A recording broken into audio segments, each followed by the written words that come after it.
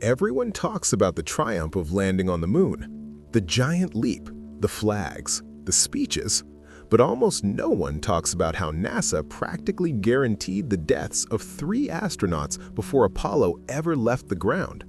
On January 27, 1967, a routine test on a Florida launch pad turned into a 15-second inferno that killed Gus Grissom, Ed White, and Roger Chaffey.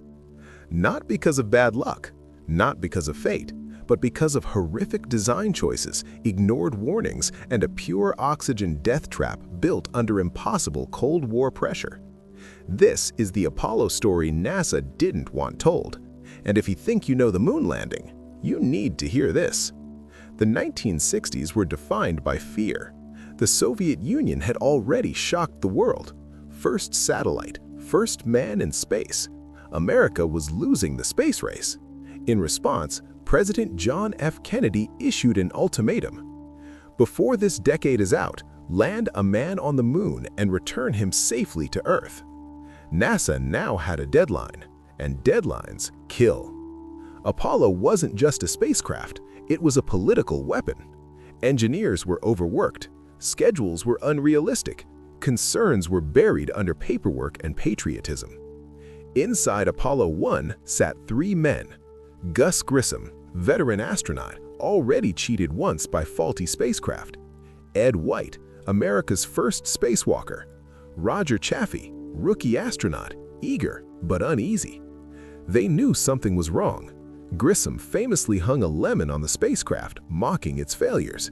Still, on January 27, 1967, they climbed inside for what should have been a routine plug-out test. No fuel, no launch, no danger, or so NASA claimed. Apollo 1 was designed to fail. NASA chose a 100% pure oxygen environment at high pressure, 5 times atmospheric pressure. Why? Because it simplified engineering, because it saved time, because it worked on earlier missions.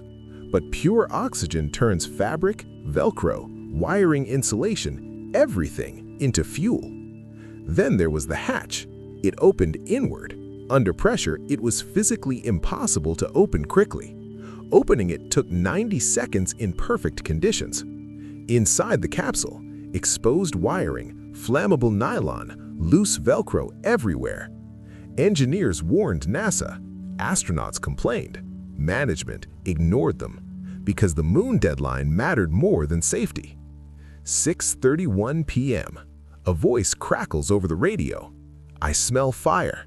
Seconds later, fire in the cockpit. A spark, likely from damaged wiring, ignites the oxygen-rich air. The fire moves faster than human reaction time. Temperatures reach 1,000 degrees Fahrenheit. The pressure spikes. Ed White tries to open the hatch. Impossible. The crew screams, but the audio cuts out. Within 15 seconds, all 3 astronauts are dead. Not burned, asphyxiated. The capsule becomes a furnace. The moon dream dies on the launch pad.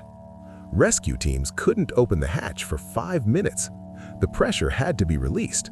By the time they reached the crew, it was too late. NASA's first response: control the narrative.